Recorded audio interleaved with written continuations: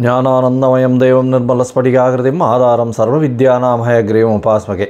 நேயர்கள் அனைவருக்கும் astro KS ஐயங்காரின் பணிவான நமஸ்காரங்கள். வார பலன் 19/8/2024 25/8/2024 வரை உண்டான வாரத்திற்கு என்னென்ன பலன் மேஷம் முதல் மீனம் வரை அப்படின்றத பார்க்கலாம். முதல்ல இந்த வாரத்தினுடைய கோல்சாரம் என்ன, அதற்கு பிறகு இந்த வாரத்தில் வரக்கூடிய விசேஷ நாட்கள் என்ன, அதற்கு பிறகு இந்த வாரத்தில் எந்தெந்த ராசிக்காரர்களுக்கு சந்திராஷ்டம் அப்படின்றத வரிசைப்படுத்தி பார்க்கலாம். முதல்ல இந்த வாரத்தினுடைய கோல்சாரம் அப்படின்னு எடுத்தோமே ஆனால் ரிஷப ராசி, அதாவது காலபுருஷ தத்துவத்தின் 2வது ராசியான ரிஷப ராசியில் செவ்வாயும் குருவும், கடகத்தில் புதன், சிம்மத்தில் சூரியனும் சுக்கிரனும், கன்னியில் கேதுவும், கும்பத்தில் வக்ரகதியான சனி பகவான், மீனத்தில் ராகு. இது இந்த வாரத்தினுடைய கோல்சாரம். சந்திர பகவான் ஸ்ரவண நட்சத்திரம் மகர ராசியிலிருந்து மேஷ ராசி கிருத்திகா நட்சத்திரம் வரலும் போகிறார். அதாவது இந்த வாரத்தில் பார்த்தாலேயானால் மகரம், கும்பம், மீனம், மேஷம் 4 ராசிகள் போகிறார். இந்த வாரத்தில் வரக்கூடிய விசேஷ நாட்கள்னு பார்த்தாலேயானால் 19ஆம் தேதி அன்றைக்கி ரிக்வேதம் யஜுர்வேதத்தினுடைய உபாகர்மான்னு போட்டிருக்கோம். வேதத்தினுடைய அத்தியனம் செய்யக்கூடிய முதல் நாளாக சொல்லக்கூடியது. பூணல் மாத்திப்பா ரொம்ப பெரிய விசேஷமான நாள், வேதத்தின் ஆரம்ப நாள்னு சொல்லக்கூடியது இந்த உபாகர்மா. 20ஆம் தேதி அன்னைக்கு காயத்ரி ஜபம் எல்லா வேதத்துக்காரர்களுக்கும், அதாவது ரிக் யஜுர் சாம வேதக்காரர்கள் எல்லாருக்குமே அன்றைக்கி காயத்ரி ஜபம் 1008 காயத்ரி ஜபம் பண்ணுறதும், தலையாவணி ஆவட்டம் பண்ணக்கூடிய குழந்தைகள்லாம் இந்த இதுவெல்லாம் பண்ணி அதை ஹோமகுண்டம் வளர்த்து அதெல்லாம் பண்ணி பண்ணுறது பெரிய விசேஷம். இந்த வாரத்தில் பார்த்தாலேயானால் 22ஆம் தேதி அன்னைக்கு தேய்பிரை சதுர்த்தின்றதுனா மகா சங்கரஹர சதுர்த்தி வருது. அதை தவிர பார்த்தோம்னா அன்றைக்கி வாஸ்து நாள் வேறு. மத்தியானம் 2:31 4:1 வரலும் வாஸ்து புருஷன் கண் விழிக்கும் நாள். இந்த வாஸ்து புருஷன் அப்படின்றவர் ஒரு வருஷத்துக்கே பார்த்தோம்னா 8 நாள் தான் கண்ணு முழிப்பார். அந்த காலகட்டத்தில் எந்தவித தோஷமும் கிடையாது, நிர்தோஷமற்ற நாள் அப்படின்னு சொல்லக்கூடியது. திதி வாரம் சூன்யம் எந்த ஒரு இதுக்கும் கட்டுப்படாது. அதாவது ராகு காலம், யமகண்டம் அந்த ஒரு விஷயங்கள் எதுவுமே வராது. நட்சத்திரம் எந்த ஒரு தியாஜ்யம் அதெல்லாம் எதுவுமே வராது. அதனால் அந்த காலகட்டத்தில் எந்த ஒரு கிரக பிரவேசமோ இல்லைன்னா மனை அடிகோல் படுறதோ இது ஒரு பெரிய ஏற்றத்தை கொடுக்கும். அதுலேயும் 2:31 4:01 அப்படின்னும்போது அதை 5ஆக பிரித்து 18 நிமிஷமாக பிரிச்சிருப்பாள். வாஸ்து புருஷன் கண் விழித்து, அதாவது அவர் காலை கடன்கள் முடிக்கும் நேரம் ஒரு 18 நிமிஷம், அதற்கு பிறகு குளிக்கக்கூடிய நேரம் 18 நிமிஷம், அதற்கு பிறகு சாமி பூஜை செய்யக்கூடியது ஒரு 18 நிமிஷம், அதற்கு பிறகு அவர் போஜனம் செய்கிறதும் 18 நிமிஷம், அதற்கு பிறகு தாம்பூலம் தரித்தல் 18 நிமிஷம் அப்படின்னு 18 5 வகையாக பிரிச்சிருப்பாள். இதில் தாம்பூலம் தரிக்கும் நேரமும் போஜனம் செய்யும் நேரமும் அதீத உகந்தது அப்படின்னு சொல்லக்கூடியது. அதாவது 4:01 - 36 நிமிஷம் அப்படின்னு பார்த்தாலேயானால் கிட்டத்தட்ட 3:25 ஒரு 36 நிமிஷத்துக்கு ஒரு மிகவும் ஏற்றமான காலம் மத்தியானம். இந்த காலகட்டத்தில் ராகு காலம் இருந்தாலும் சரி, யமகண்டம் இருந்தாலும் சரி, குளிகை இருந்தாலும் சரி, எந்த ஒரு விஷயம், அதாவது நட்சத்திரம் சரி வரல அப்படின்னாலும், அஷ்டமி நவமியாக இருந்தாலும் சரி, எந்த ஒரு விஷயத்திற்கும் அது கட்டுப்படாது.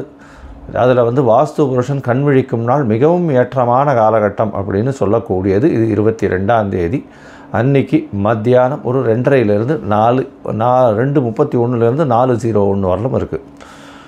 அடுத்தது பார்த்தாலேயானால் இந்த வாரத்தில் 25ஆம் தேதி அப்படின்னு பார்க்கும்பொழுது சஷ்டி திதி வருது. சஷ்டி விரதம் இருக்கக்கூடிய காலகட்டம். அதாவது முருகனுக்கு வேண்டிக் கொண்டு சஷ்டியில் விரதம் இருந்தால் அகப்பையில் வரும் அப்படின்னு குழந்தை பிராப்தி ஏற்படக்கூடிய பாக்கியம் நிச்சயமாக கிடைக்கும் அப்படின்றது. இது தேய்பிரை சஷ்டி. இந்த காலகட்டத்தில் தேய்பிரை சஷ்டியில் எதிரிகளை வீழ்த்துவதற்காக விரதம் இருப்பார்கள், கஷ்டங்கள் போவதற்காக விரதம் இருப்பார்கள். அதை தவிர பணமுடை இருப்பதற்கு, அதற்கு போவதற்கு அந்த கஷ்டங்கள், பண கஷ்டம், மன கஷ்டம் இது ரெண்டும் போகிறதுக்கு உண்டானதுக்கு பண்ணக்கூடியது. ஒரு வருட காலம் பண்ணக்கூடியது. அதனால் இதன் மூலியமாக பெரிய வெற்றி கிடைக்கக்கூடிய காலகட்டம். கஷ்டத்தை விட்டு வெளியில் வரக்கூடிய வாய்ப்புகள் நிச்சயமாக உண்டு. இந்த வாரத்தில் வரக்கூடிய சந்திராஷ்டம ராசிகள்னு பார்த்தாலேயானால் மிதுனம், கடகம், சிம்மம், கன்னி இந்த 4 ராசிக்காரர்களுக்கும் சந்திராஷ்டம காலங்கள் அப்படின்னு சொல்கிறோம். இந்த சந்திராஷ்டம காலகட்டத்தில் உங்களுக்கு, அதாவது சந்திர பகவான் மதிகாரகன் 8ஆம் இடத்தில் மறையக்கூடிய காலகட்டம். 8ஆம் இடத்தில் சந்திர பகவான் உங்களுடைய பிறந்த ராசிக்கு இருக்கும்போது சந்திராஷ்டமம். அதனால் மதிகாரகன் மறைந்திருக்கக்கூடிய காலகட்டத்தில் சந்திராஷ்டமம்னு சொல்லக்கூடியது. சந்திராஷ்டமத்தின் காலகட்டத்தில் பார்த்தலையானால் உங்களுடைய அதாவது முடிவுகள் தவறாக போகக்கூடிய வாய்ப்புகள் உண்டு. புதிய முயற்சி வேண்டாம், வெளியூர் வெளிநாளில் பிரயாணம் வேண்டாம்னு சொல்கிறோம். ஏன்னா அதாவது புத்திகாரகன், அதாவது மனக்காரகன், அவரே மனக்லேசமடையக்கூடிய காலகட்டமாக அமையும். அதனால் சந்திராஷ்டம காலகட்டங்களை தவிர்க்கிறது ரொம்பவும் நல்லது, எந்த ஒரு முடிவு எடுக்கிறதுக்கும் அப்படின்னு சொல்கிறோம். ஒருவேளை எடுக்க வேண்டிய கட்டாயம் இருந்ததுன்னா சந்திர பகவானுக்கு உண்டான எளிய பரிகாரம்னு சொல்லக்கூடிய அல்லி மலர் அருகில் இருக்கக்கூடிய சிவன் கோயிலில் கொண்டு போய் கொடுத்துட்டு அவங்க காரியத்தை பண்ணுங்கோ. அது சந்திராஷ்டமத்தின் தாக்கத்தை குறைக்கும். சரி, இந்த வாரம் ஒரு ராசியாக மேஷம் முதல் மீனம் வரை 19/8/2024 25/8/2024 வரை உண்டான பலன்களை பார்ப்போம். அதற்கு முன்னாடி என்னுடைய மொபைல் நம்பர் கீழே ஸ்க்ராலிங்கில் போயின்னு இருக்கும். உங்களுக்கு அஸ்ட்ராலாஜிக்கல் கன்சல்ட் தேவைப்பட்டதுன்னா எனக்கு ஃபோன் பண்ணுங்க, நான் அப்பாயின்மெண்ட் தரேன். அதாவது உங்களுடைய date, time, place of birth, உங்களுடைய பெயர், தாய் தகப்பனார் பெயர் நீங்கள் அனுப்பிச்சாலேயானால் உங்களுடைய ஜாதகத்தை போட்டு அதில் சந்திரனுக்கு சந்தி இருக்கா, லக்ன சந்தி இருக்கா, ராசி சந்தி இருக்கா, நட்சத்திர சந்தி இருக்கா, இது எல்லாத்தையும் பார்த்துட்டு அதற்கு பிறகு உங்களுடைய தசாபுக்தி, அந்தரம், சூக்ஷ்மம் இது எல்லாத்தையும் பார்த்துட்டு இன்றைய கோல்சார நிலை பிரகாரம் உங்களுடைய கஷ்டகாலங்கள் எப்படி இருக்குது, உங்களுடைய கஷ்டத்துக்கு என்ன வழி அப்படின்றதையும் சொல்கிறேன். என்னுடைய கட்டணம் என்னன்றதையும் தெரிவிக்கிறேன். அந்த கட்டணத்தை போட்டுட்டு அதுக்கப்புறம் நீங்கள் அப்பாயின்மெண்ட் வாங்கிக்கோங்க. இப்போது மேஷம் முதல் மீனம் வரை 19/8/2024 25/8/2024 வரை உண்டான காலகட்டத்திற்கு ஒரு ராசியாக பார்க்கலாம். மேஷம், அஸ்வினி, பரணி, கிருத்திகை இந்த 3 நட்சத்திரம் 9 பாதங்களை கொண்ட ராசி. ராசியின் அதிபதி செவ்வாய் பகவான் ராசிக்கு 2ஆம் இடத்துல இருக்கிறது விசேஷம். ஏன்னா தனஸ்தானத்தில் ராசிநாதனே, அதை தவிர குரு அவர் தனக்காரகன். அதனால் 2 பேரும் சேர்ந்து இருக்கக்கூடிய காலகட்டம். 2ஆம் இடத்துல 9ஆம் அதிபதியும் 2ஆம் இடத்துல சேர்ந்து இருக்கக்கூடிய காலகட்டத்தினால குடும்பத்தில் நல்ல ஒரு ஏற்றம் இருக்கும். பணவரவிற்கு கம்மி இருக்காது, பணவரவு அதிகமாக இருக்கக்கூடிய காலகட்டமாக இருக்கும். உங்களுடைய ராசிக்கு பார்த்தோம்னா 5ஆம் இடத்துல சூரியன் ஆட்சி பெற்று போயிருக்கிறது பெரிய விசேஷம். இதன் மூலியமாக பார்த்தோம்னா உங்களுக்கு குழந்தை பிராப்தி ஏற்படக்கூடிய பாக்கியம் நிச்சயமாக உண்டு. ராசிக்கு 4ஆம் இடத்துல உங்களுடைய 3ஆம் அதிபதியான முயற்சி ஸ்தானாதிபதி 4ஆம் இடத்துல இருக்கிறதன் மூலியமாக படிக்கக்கூடிய மாணவ மாணவியர்களுக்கு பெரிய ஏற்றம் கிடைக்கக்கூடிய காலகட்டமாக அமைய போகிறது. ராசிக்கு 5ஆம் இடத்தில் சூரியனும் சுக்கிரனும் இருக்கிறதன் மூலியமாக உங்களுடைய ராசிக்கு 5ஆம் அதிபதியோடு 7ஆம் அதிபதி சம்பந்தப்பட்டு இருக்கிறதுனால காதல் வயப்படக்கூடிய வாய்ப்புகள் உண்டு. அதை தவிர பார்த்தீங்களேனால் கணவன் மனைவிக்குள்ளே நல்ல ஒரு ஏற்றம் இருக்கும். ஏன்னா 7ஆம் அதிபதி 7க்கு 11 இருக்கிறதுனால எதிர்பாலினத்தவர் மூலியமாக நல்ல ஒரு ஏற்றம் கிடைக்கக்கூடிய காலகட்டமாக இருக்கும். பார்ட்னர்ஷிப் பிஸ்னஸில் பெரிய ஏற்றம் இருக்கக்கூடிய காலகட்டமாக அமைய போகிறது. இந்த வாரம் உங்களுடைய ராசிக்கு 6ஆம் இடத்துல கேது பகவான் இருக்கிறதுனால கண்டிப்பாக புதிய வேலை மாற்றங்கள் இருக்கும். வேலை மாற்றங்களில் பெரிய ஏற்றங்கள் இருக்கக்கூடிய காலகட்டம். வெளியூர் வெளிமாநிலம் செல்லக்கூடிய பாக்கியம் நிச்சயமாக இருக்கும். குடும்பத்தை விட்டு பிரிந்து செல்லக்கூடிய வாய்ப்புகள் நிச்சயமாக உண்டு. உங்களுடைய ராசிக்கு 11ஆம் இடத்துல வக்கர சனி பகவான் இருக்கார். சனி பகவான் வக்கரம் அடைஞ்சிருக்கிறதுனால தொழிலில் அபிவிருத்தி இருக்கும். இருந்தாலும் சொற்ப லாபங்கள் கிடைக்கக்கூடிய வாய்ப்புகள் நிச்சயமாக உண்டு. உங்களுடைய ராசிக்கு 12ஆம் இடத்துல ராகு பகவான் இருக்கார். ராகு பகவான் 12ஆம் இடத்துல இருக்கிறதுனால கண்டிப்பாக இந்த எக்ஸ்போர்ட் இம்போர்ட் பிஸ்னஸ் பண்ணுறவங்க அவங்களுக்கு பெரிய ஏற்றம் கிடைக்கக்கூடிய காலகட்டம். மருத்துவத்துறையில் இருக்கிறவங்களுக்கு பெரிய ஏற்றம். மருத்துவ உபகரணங்கள் விற்கிறவங்களுக்கு நல்ல ஒரு ஏற்றம்.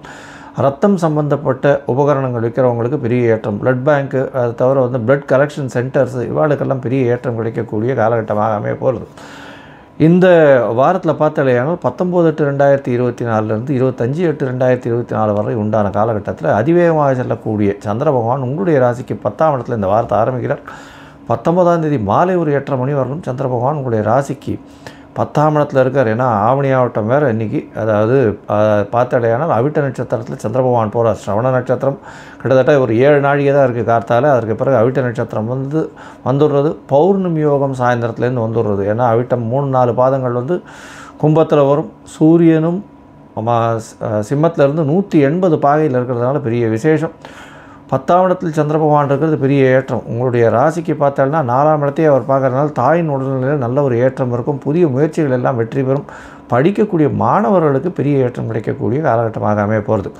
இது 19ஆம் தேதி ராத்திரி ஒரு 8:30 மணி வரலாம் இருக்கும். அதற்கு பிறகு 11ஆம் இடத்துக்கு சந்திர பகவான் போகிறார். சனி பகவானோட சேர்ந்திருக்கிறதுனால புனர்ப்பு யோகமாகவும் இருந்தாலும் பௌர்ணமி சந்திரன் சனி பகவானை வெளிச்சப்படுத்துவார், அதாவது ஒளிப்படுத்தக்கூடிய காலகட்டம். வக்கரகதியான சனி பகவான் திடீர் பண லாபங்கள் உங்களுக்கு கொண்டு வந்து கொடுப்பார். மூத்த சகோதர சகோதரிகள் மூலியமாக நல்ல ஒரு ஏற்றம் கிடைக்கக்கூடிய காலகட்டமாக அமைய போகிறது.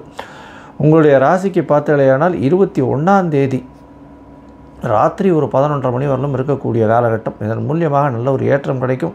வெளிநாடு வெளியூர் செல்லக்கூடிய பாக்கியம் கிடைக்கும். உங்களுடைய ராசிக்கு 12ஆம் இடத்தில் சந்திர பகவான் போகிறார். 21ஆம் தேதி ராத்திரி 11:30 மணியிலிருந்து 24ஆம் தேதி அதிகாலை ஒரு 1:30 மணி வரலும் இருக்கக்கூடிய காலகட்டம். இந்த காலகட்டத்தில் பார்த்தாலேயானால் சந்திர பகவான் ராகுவோட சம்பந்தம் பெறார். அதனால் ராகுவோட சம்பந்தம் பெறும்பொழுது அவருடைய ஒளியை இழக்கக்கூடிய தன்மை இருக்கும். அதனால் 12ஆம் இடத்துல ராகு பகவானோட சந்திரன் சம்பந்தப்படுறதுனால தாயின் உடல்நிலை சற்று பின்னடைவு இருக்கும். தாயின் உடல்நிலைக்காக செலவு பண்ண வேண்டிய காலகட்டமாக அமைய போகிறது. வெளிநாடு வெளியூர் போகக்கூடிய வாய்ப்புகள் உண்டு. இந்த இம்போர்ட் எக்ஸ்போர்ட் பிஸ்னஸ் நல்லபடியாக நடக்கும். 12ஆம் இடத்தினுடைய வேலைகள் நல்லபடியாக இருக்கும். செலவுகள் சுப செலவுகளாக இருக்கக்கூடிய காலகட்டமாக இருக்கும். உங்களுடைய ராசியிலேயே சந்திர பகவான் வரார். ராசியிலேயே சந்திர பகவான் இருக்கக்கூடிய காலகட்டம் 4ஆம் அதிபதி உங்களுடைய ராசியில் இருக்கிறது பெரிய விசேஷம்.